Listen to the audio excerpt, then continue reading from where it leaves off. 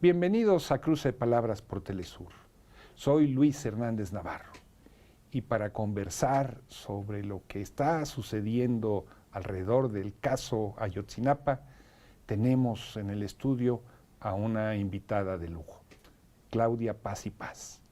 Claudia fue fiscal en Guatemala, es una abogada muy reconocida, integrante del grupo interdisciplinario de expertos independiente, que ha estado coadyuvando en el caso precisamente de los 43 muchachos desaparecidos el 26 de septiembre de 2014 en la ciudad de Iguala.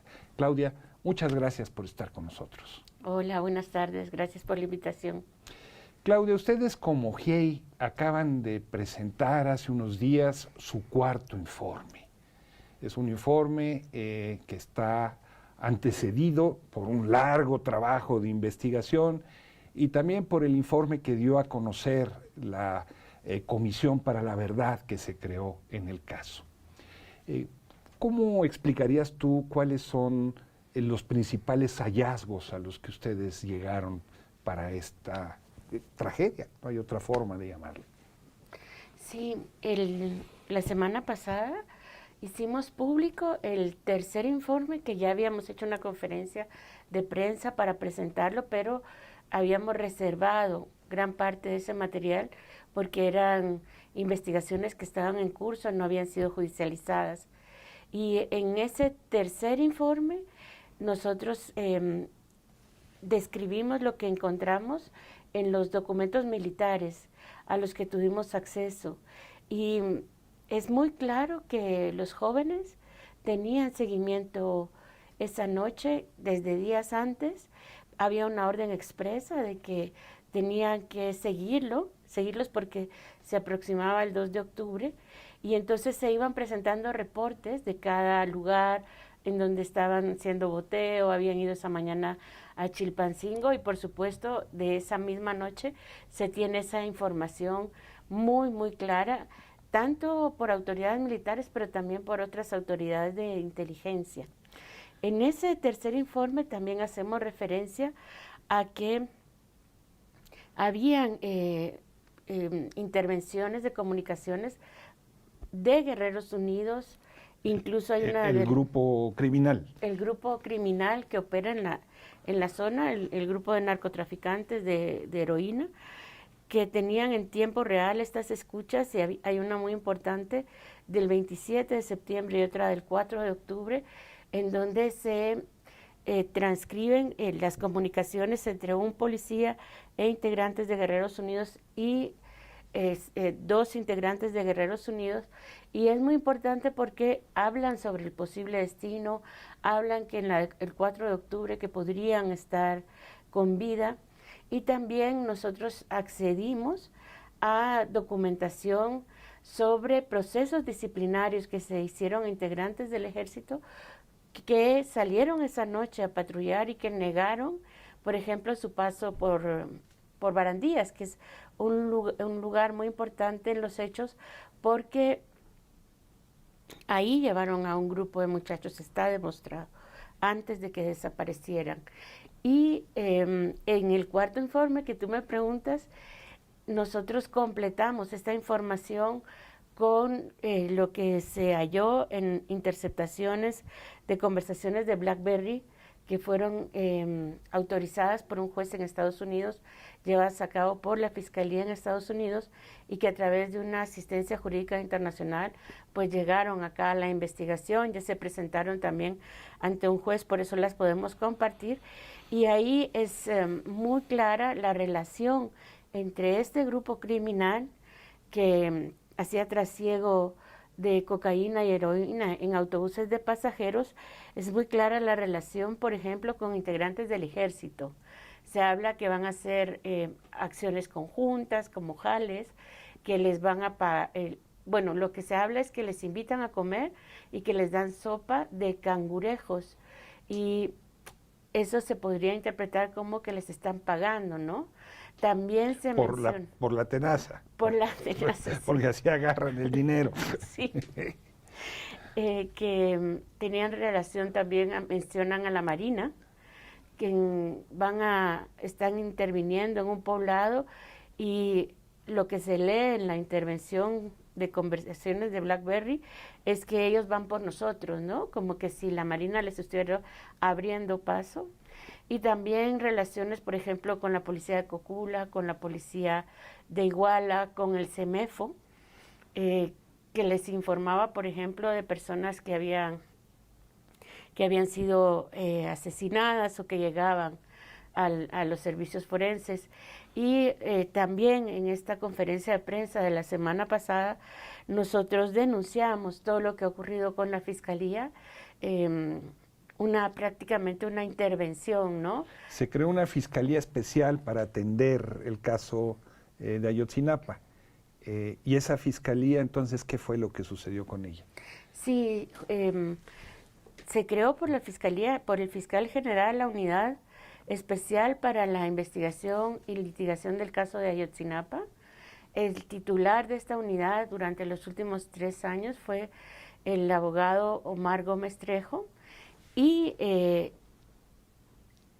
esta fiscalía pues fue vulnerada su autonomía porque se dieron órdenes, por ejemplo, de presentar solicitudes de aprehensión, se solicitaron otras 83 órdenes de aprehensión, y fiscales que no conocían el caso, que no eran de la unidad, pidieron que se desestimaran 21 de estas 83 órdenes, y producto de todas estas intervenciones, pues el titular renunciaron otras 2 ministerios públicos, lo cual a nosotros como grupo interdisciplinario de expertos independientes nos preocupa muchísimo.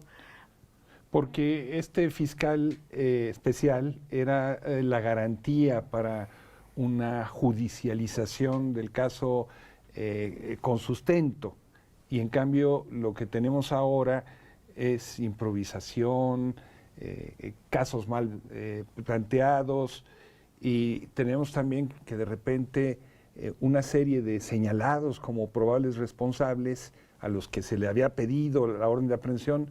Desapareció esa orden de aprehensión.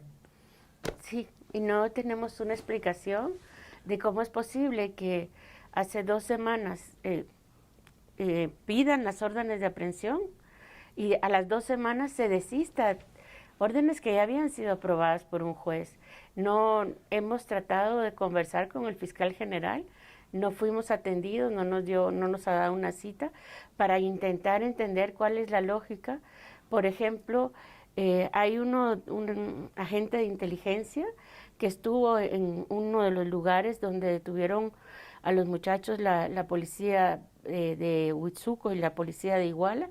Él estuvo presente, él sí se sostiene su orden de aprehensión, y el otro agente de inteligencia que estaba cumpliendo exactamente el mismo rol, a él se le revoca. No hay una explicación para nosotros, una lógica detrás de estas acciones. En lo que nos comentas, Claudia, hay muchas cosas que saltan, que llaman la atención.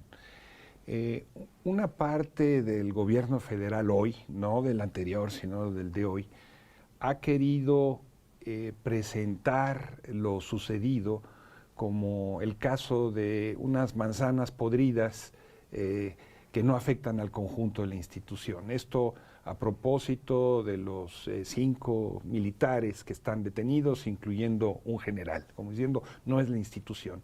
Pero lo que tú nos cuentas es que hay una trama regional que involucra a marinos, que involucra a muchos militares, que involucra a policías, que involucra, por lo tanto, entonces, a políticos con el crimen organizado.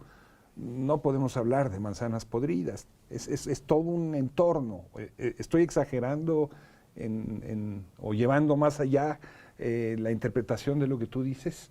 Yo creo que es una pregunta muy apropiada, porque en este tercer informe que te comentaba que presentamos en marzo, pero que dimos a conocer hasta la semana pasada, también demostramos cómo toda la verdad histórica fue una construcción. Eso está plenamente probado. Se decía que había habido una llamada anónima, esa llamada nunca existió. Se decía que policías ministeriales habían ido a Cocula a entrevistarse con una persona que les había explicado el destino final y había descrito quiénes integraban esta organización criminal de Guerreros Unidos. Esos policías nunca fueron allá. O sea, todo fue una fabricación. Y también Lo que demuestra algo que ustedes ya habían documentado en sus informes anteriores.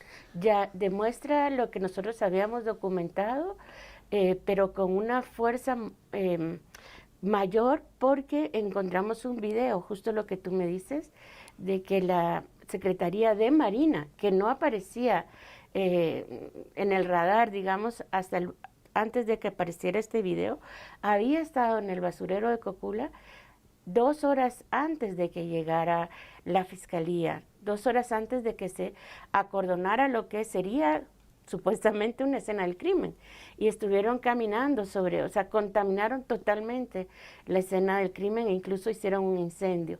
Entonces la pregunta que nosotros nos hacemos es, ¿cómo es posible que en la construcción de esta mal llamada verdad histórica participaran las autoridades más altas de la Procuraduría General de la República, la propia Secretaría de Marina? Porque quien filma todo esto es un dron que solamente podía autorizarse por el mismo secretario. Y otro tipo de autoridades, ¿quién está por encima, ¿no? ¿Quién podía coordinar a todas estas autoridades para desviar la investigación y ocultar los hechos?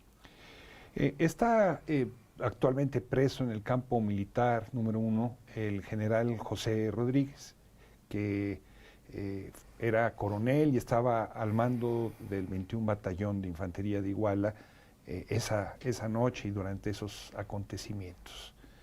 A ese campo militar, de manera muy sorpresiva, porque eso no sucede regularmente en México, entró un periodista, ¿no?, que había venido defendiendo la verdad histórica y lo entrevista. Y lo presenta como si fuera inocente. ¿Qué evidencias hay de que el general José Rodríguez está involucrado en la desaparición forzada y el asesinato de los muchachos? En el tercer informe nosotros incluimos un documento donde los propios militares valoran la actuación del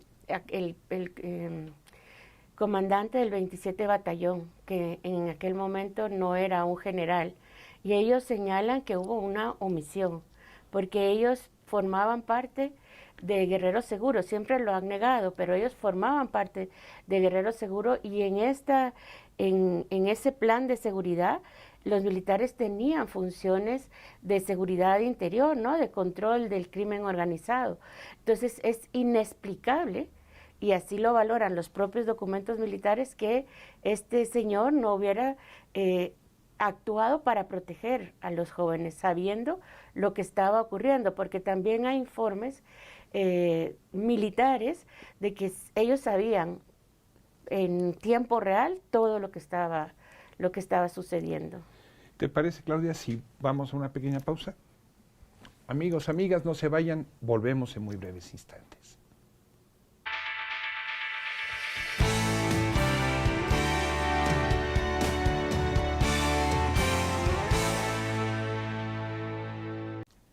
Estamos ya de vuelta en este cruce de palabras, conversando con la defensora de derechos humanos, Claudia Paz y Paz, integrante del grupo interdisciplinario de expertos independientes que acompaña a las víctimas y a los familiares de los desaparecidos en el caso Ayotzinapa. Claudia, en nuestra conversación te preguntaba por el informe de la Comisión de la Verdad, un informe presidido por el subsecretario de Gobernación, Alejandro Encinas. Una parte de ese informe tiene tachaduras, aunque hubo una filtración donde se puede leer ya sin esas tachaduras.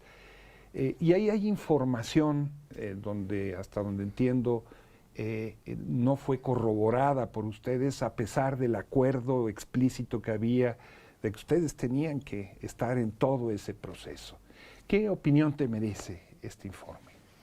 Pues, como bien dices, Nosotros estamos acá a solicitud de los padres, de las madres, de sus representantes y también del propio Estado de México, el gobierno mexicano.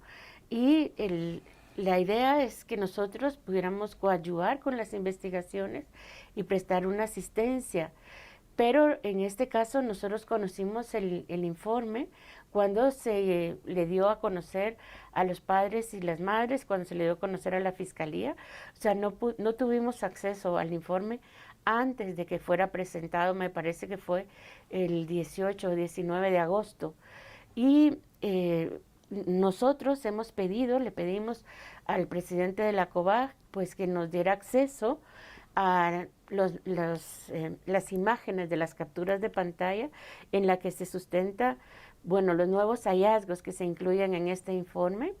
Tuvimos acceso la semana pasada, la semana anterior a la semana pasada, y nosotros estamos elaborando un peritaje sobre estas capturas de pantalla para determinar la integridad, porque es información muy relevante y para nosotros es información que si se puede determinar su fiabilidad, bueno, que se presente, integre en la investigación y que se presente ante la justicia. ¿Qué sigue para el GIEI? Formalmente terminó ya su mandato. ¿Hay una ampliación? ¿Hay la posibilidad de que ustedes sigan trabajando en este caso? Nosotros, el mandato nuestro terminó el 30 de septiembre. Nosotros solicitamos una prórroga de un mes, justamente, bueno, esperando que nos entregaran el resultado de este peritaje que consideramos que es crucial.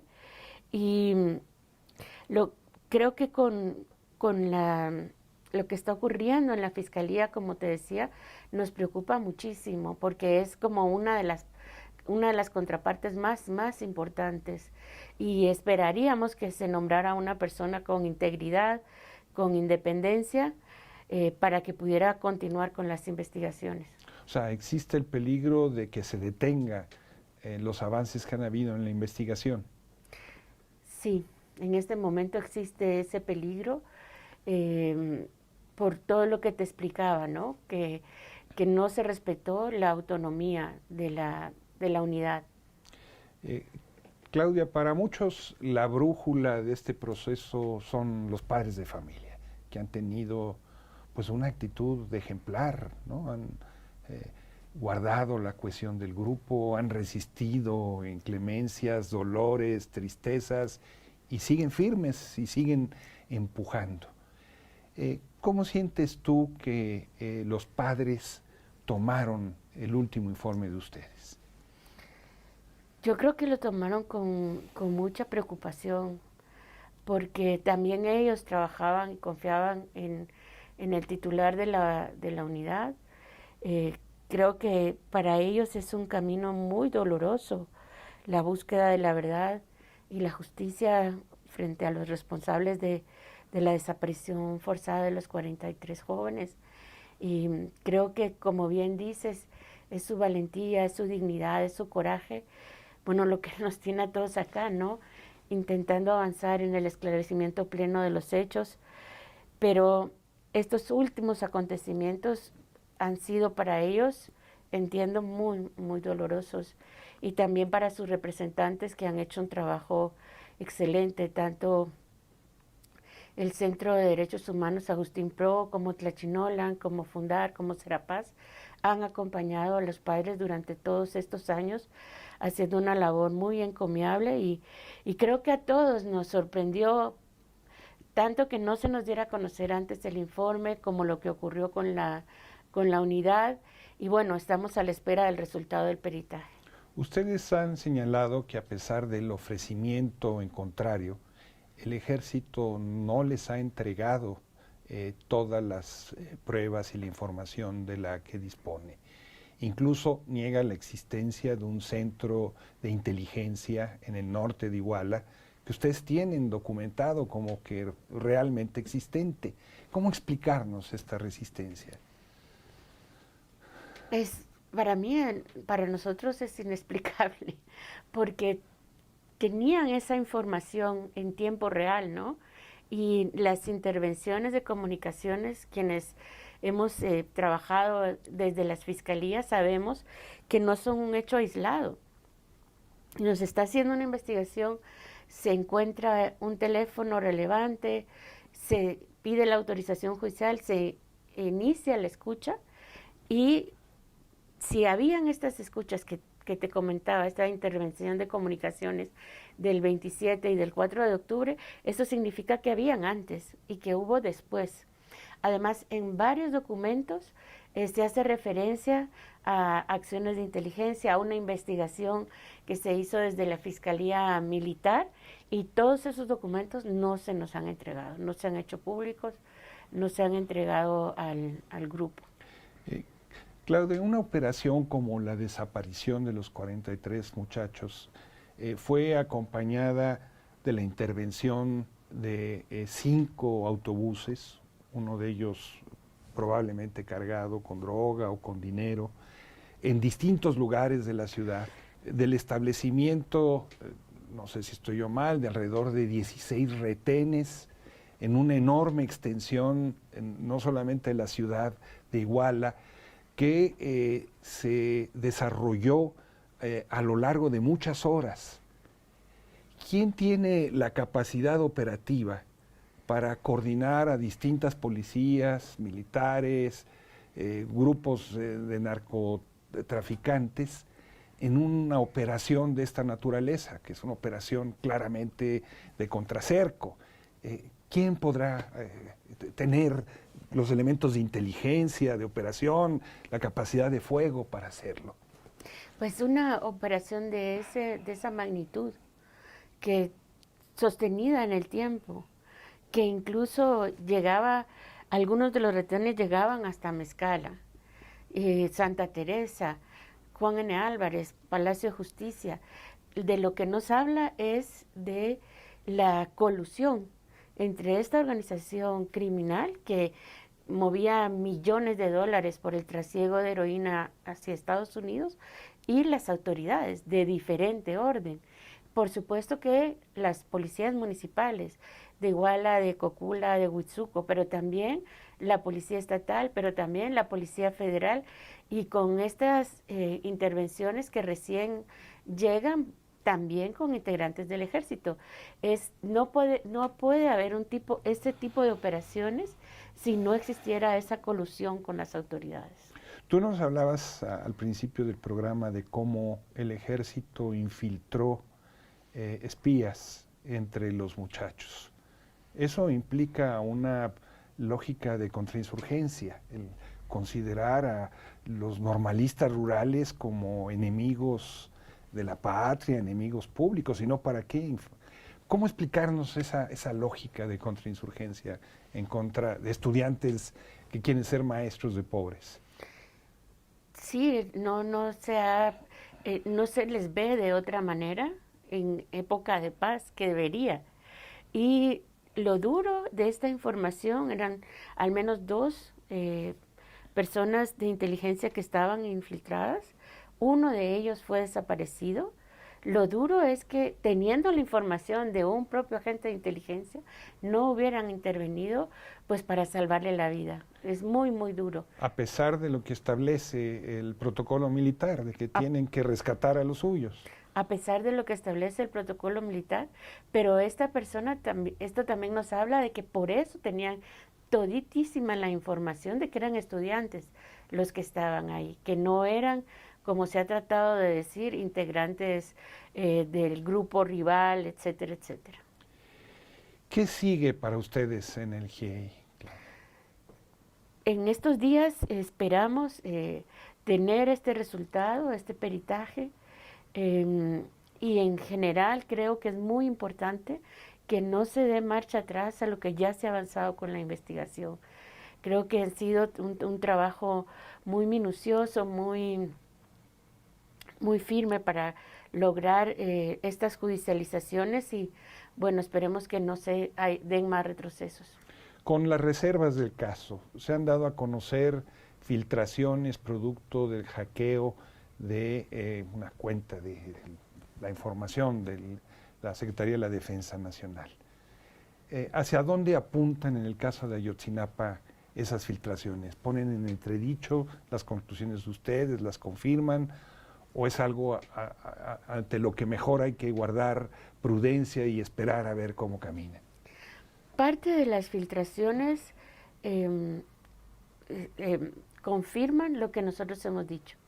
Por ejemplo, que en algún momento, y también están en otros documentos a los que sí tuvimos acceso, que se pensaba que era importante hacer una campaña de desprestigio en contra nuestra.